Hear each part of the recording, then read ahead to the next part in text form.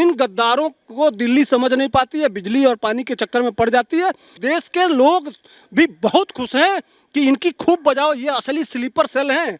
ये लोकतंत्र के आड़ में ये देश के जितने गद्दार हैं सबके साथ मिले हुए हैं। कन्हैया कुमार, भारत तेरे टुकड़े होंगे, कौन फाइल लेके दबाया के रखा था? भाई साहब, पंजाब की पुलिस और उसमें खालिस्तान के झंडे और नारे लग रहे थे। क्यों लग रहे थे? क्या दोस्ती है केजरीवाल का और खालिस्तान से? कहा भी था कि हम स्वीट आतंकवादी हैं। खालिस्तान बन भी जाएगा तो भारत का नहीं, मैं खालिस्तान का ही प्रधानमंत्री बन जाऊंगा। ये कौन है साहब? पढ़े लिखे लोग हैं। 2G घोटाला इतना करोड़, जीजा जी घोटाला इतना करोड़, कॉमनवेल्थ इतना करोड़। भाई सुनते सुनते पक गए थे। 8 साल हो गया, अनपढ़ मुख्यमंत्री है। तो किसी के माँ ने दूध पिलाया है उंगली उठाने का? तुम करो तो रासलीला, दूसरा कोई करे तो कैरेक्टर ढीला। सोचे थे कि खूब मलाई खाएंगे और मोदी जी मलाई खाने दे नहीं रहे और न खाने देंगे। न खाऊंगा न खाने दूंगा। असली समस्या वहाँ है। हर बात में जांच करा दे रहा है, तो माल कहाँ से आएगा? तो चुनाव में खर्चा कहाँ से होगा? अब टिकट कैसे बेचेंगे? यहाँ MCD में बेचे थे ना, एक आत्महत्या कर लिया था और एक इनके विधायक नरेश बाल्यान को किस लिए मारा गया था? पढ़े लिखे लोग। हाँ, भगवंत मान के लिए नहीं है भाई। फर्स्ट ईयर में पढ़ाई छोड़ दी। अरे वो कुछ नहीं पढ़ा यार, 24 घंटा दारू पी के पड़ा रहता है। फ्रांस में गिर गया था दारू पी के।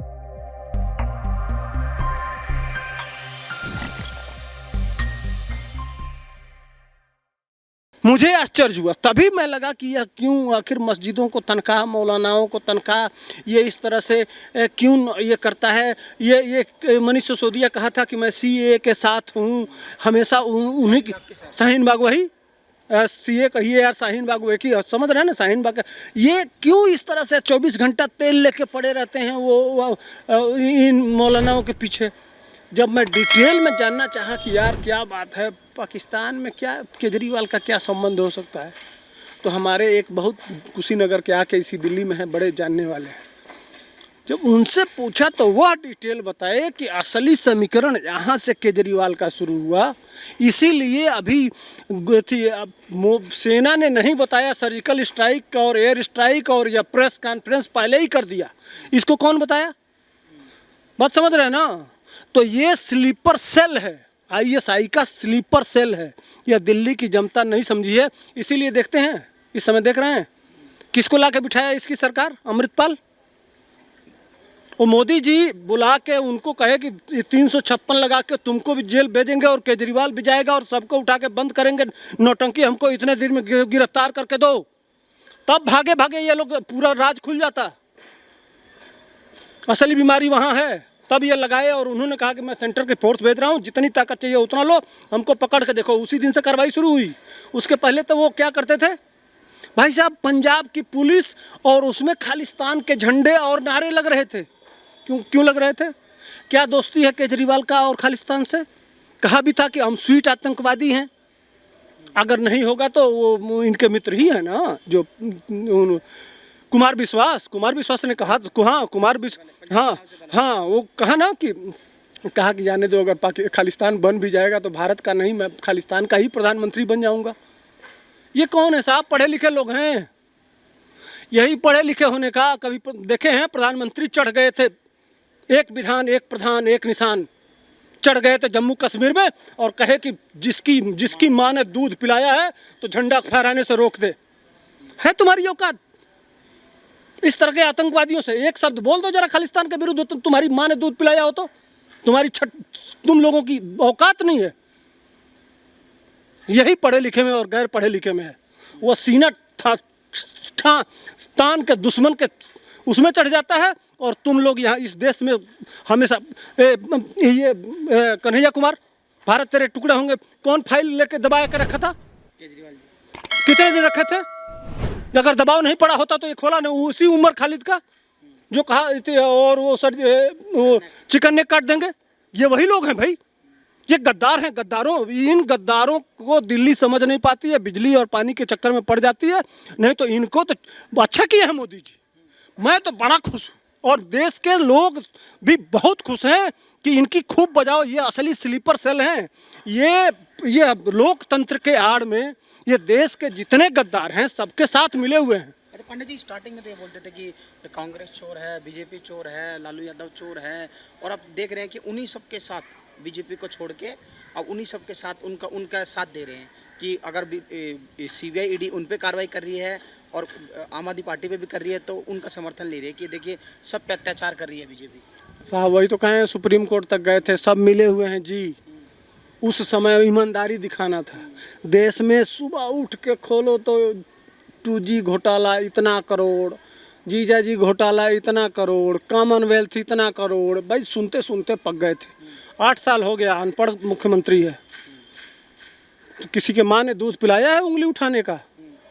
अडानी चिल्ला रहे हो, जरा सुप्रीम कोर्ट ले जाओ ना। एक सुप्रीम कोर्ट में जांच हो रहा है। दूध जिस तरह से राफेल में माफी मांगे ना राहुल गांधी, सब मिलकर माफी मांगेंगे इस मामले में भी। अगर औकात है तो राजस्थान में दिए हैं ना जमीन, लिखो। हाँ 31 को दिए हो, दो कैंसिल करो अपना, अडवाणी के खिलाफ जांच कराओ। छत्तीसगढ़ में कोयला ब्लॉक दिए हो, किसकी सरकार है? कांग्रेस की। केरल में ये वामपंथियों की सरकार है, वो दिए हैं जमीन पोर्ट बनाने के लिए। तुम करो तो रासलीला, दूसरा कोई करे तो कैरेक्टर ढीला। चूंकि इसलिए वो देते हैं कि ईमानदारी से वो आदमी काम करता है, कम पैसे में काम करता है और टाइम फ्रेम में काम करता है। मोदी जी की पहली खासियत यह है कि जब टाइम फ्रेम में जो काम करेगा उसको बड़ा महत्व देते हैं कि हमारा अगर 2 साल में प्रोजेक्ट होना है तो 1.5 साल में जो पूरा करके दे वो हमारे लिए महत्व। और इसमें अडानी और आडवाणी ये जानेंगे क्या? सब के सब चोर हैं। दरअसल सोचे थे कि खूब मलाई खाएंगे और मोदी जी मलाई खाने दे नहीं रहे और न खाने देंगे। न खाऊंगा न खाने दूंगा, असली समस्या वहाँ है। अब करें क्या?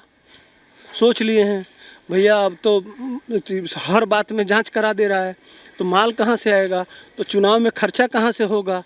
अब टिकट कैसे बेचेंगे? यहाँ MCD में बेचे थे ना, एक आत्महत्या कर लिया था और एक इनके विधायक नरेश बाल्यान को किस लिए मारा गया था? पढ़े लिखे लोग, केजरीवाल जी बांट रहे थे टिकट। भगवंत मान 12th पास है, उनकी डिग्री तो नहीं मांगते ना, उसको नहीं पूछा जाएगा।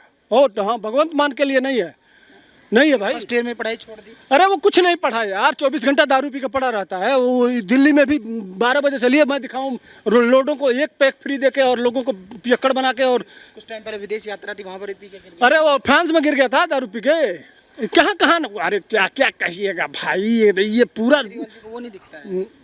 अब कैसे दिखेगा? ये कालनेमी है, कालनेमी। रावण भी माँ सीता के पास आया था तो क्या बन के आया था? साधु बन के आया था ना।